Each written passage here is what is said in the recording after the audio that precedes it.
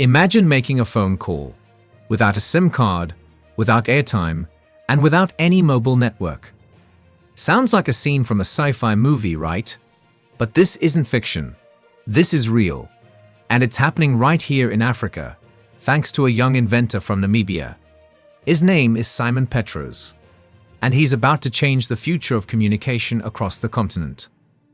At just 29 years old, Simon Petros is challenging everything we thought we knew about technology.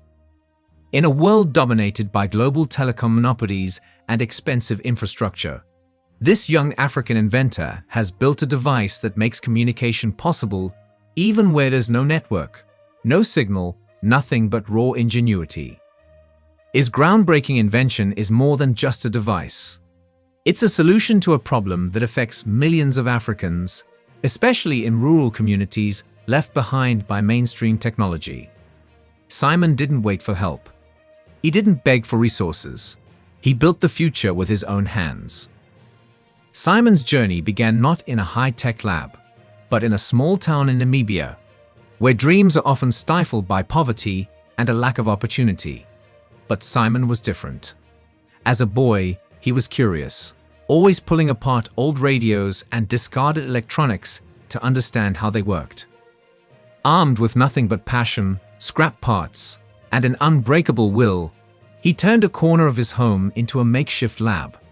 No grants, no investors, just grit, and what he created would later stun the world. Simon's device doesn't need a SIM card or a mobile tower. Instead, it uses radio frequencies, just like walkie-talkies, but with a twist. His phone can send and receive clear voice signals over long distances, completely independent of conventional telecom infrastructure. It's a two-way radio system reimagined for modern needs. Imagine what that means for remote villages where connectivity is a luxury. Imagine students being able to learn, farmers getting market updates, and families staying connected, even where corporations saw no profit and built no towers. The road wasn't easy. Simon faced failure after failure. Burnt circuits, broken prototypes, and criticism from those who didn't believe in him. But he kept going. His breakthrough came when he entered a national science fair. There, in front of skeptics and scientists alike, he demonstrated his device and won first place. Suddenly, the story of the boy from Namibia was everywhere. Engineers and tech professionals who once scoffed at the idea of a network-free phone began to take notice. Some said it wasn't possible, until they saw it with their own eyes. What looked like a humble box of wires was, in fact, a powerful tool, proof that African minds can build African solutions. Simon's invention has been hailed as a game-changer, not just for Namibia, but for the whole continent. Africa has long struggled with connectivity. Mobile networks don't reach everyone. Airtime is expensive. Infrastructure is either failing or non-existent in many places. But Simon's device bypasses all of that. It offers a path to independence, to real digital inclusion, on Africa's terms. This invention could bring communication to schools, clinics, farms, and homes that have been off the grid for decades. It's not just about talking. It's about accessing opportunity, staying safe, learning, and earning. Simon's story is about more than technology. It's about what's possible when Africans are given the space to innovate. He didn't wait for foreign aid. He didn't need Silicon Valley. He created change from within. And that's what true empowerment looks like. His work stands as a beacon for every young African dreaming of changing the world, but feeling like they don't have enough. Simon is proof that we are enough. That brilliance lives in our villages, in our slums, in our schools, and it just needs a chance to shine. Throughout history, Africa has been a wellspring of ingenuity, creativity, and groundbreaking ideas, many of which were either appropriated, patented by outsiders, or erased from the record altogether. From medicine to agriculture to technology, numerous inventions and innovations born on the continent were either stolen or rebranded by colonial powers and foreign corporations. Here are some powerful examples. 1. African iron smelting and steel technology. Long before the Western world industrialized metallurgy, African civilizations were already mastering advanced techniques in iron smelting. The Haya people of Tanzania, for instance, developed a method of producing carbon steel using preheated, forced draft furnaces as early as the 1st century CE, centuries before Europe. This technology, which involved precise control of temperatures and chemical processes, was far ahead of its time. Yet much of the credit for early metallurgy has been attributed to European developments, erasing Africa's pioneering role from mainstream history books. 2. Ancient Egyptian contributions to medicine and surgery. Ancient Egyptians practiced sophisticated medicine, documented in texts like the Ebers Papyrus and Edwin Smith Papyrus. These works detailed surgical techniques, wound treatment, dentistry, and the use of medicinal plants. Many of these methods influenced Greek and Roman medical traditions, yet the original African origin of these practices is rarely acknowledged. Instead, they were adopted and later credited to the Greek physician Hippocrates, who studied Egyptian medicine. 3. The Ethiopian teff grain. Teff, a tiny grain native to Ethiopia, is one of the oldest domesticated crops in the world and a staple in Ethiopian cuisine. It is gluten-free, high in protein, and extremely nutritious. In the 2000s, foreign companies sought to patent teff-based products without proper benefit-sharing agreements with Ethiopia. The country's intellectual property was essentially exploited, despite teff being cultivated and protected by Ethiopians for millennia. 4. Mathematical systems from the Congo and Mali.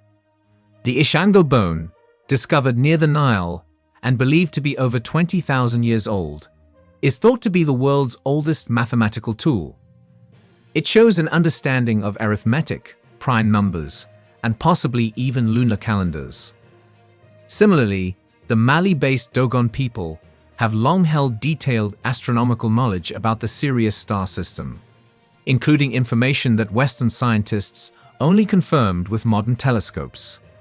Yet such knowledge was often dismissed as mythology or claimed by Western researchers after colonial contact. 5. African architecture and engineering. In Zimbabwe, the Great Zimbabwe ruins are a testament to advanced African engineering, built without mortar using intricate stone stacking techniques. The complex dates back to the 11th century and housed tens of thousands of people. However, early European settlers refused to believe Africans could have built such a marvel and attributed it to non-African civilizations until archaeological evidence disproved that racist assumption. 6. Agricultural techniques and crop domestication. Africans domesticated dozens of crops independently from other regions: sorghum, millet, coffee, yams, and kola nuts among them. These crops were later exported around the world through colonization and exploitation, enriching other nations while Africa's farmers were marginalized. African techniques like intercropping and soil preservation were ignored for decades by European agronomists, only to be reintroduced later under new names and claimed as modern innovations. 7. Traditional healing knowledge exploited by Big Pharma.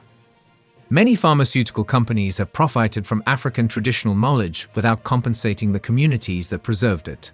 For example, the Hoodia cactus, used for centuries by the San people of southern Africa to suppress appetite during long hunts, was studied by a South African research council and later commercialized by Western drug companies without initial consent or benefit sharing. Only after public pressure was a compensation agreement reached. Yet it remains a glaring example of biopiracy. These stories are not isolated incidents. They reflect a systemic pattern of erasing African brilliance and repackaging it as Western progress. From colonial theft to intellectual property exploitation, the legacy of stolen African inventions is a painful reminder of how deeply Africa has contributed to global development without recognition or reward. But the tide is turning. A new generation of Africans is reclaiming their heritage, innovating boldly, and demanding credit for their genius. Africa is not just the birthplace of humanity. It's the birthplace of invention. And it's time the world acknowledged that truth. Simon's story is a call to action. We must support innovation from the ground up. Let's invest in African talent. Let's share stories like Simon's. Let's build labs in our towns, not just offices for foreign NGOs. Let's create networks, not just telecoms, but human networks that elevate each other. Support African inventors, mentor young minds. Demand that our leaders create policies that empower grassroots innovators. Simon Petres has shown us the way. It's time we walk it together. Africa's future won't be imported. It will be invented, right here, by people like Simon Petres. Share this story. Tell the world. The revolution isn't coming from the West. It's rising from the dust of Africa's streets, one brilliant mind at a time. Tell us what you think in the comments section below. We explore the rich history, culture, and the ongoing struggle for sovereignty in Africa. Join us in this important conversation by subscribing to our channel.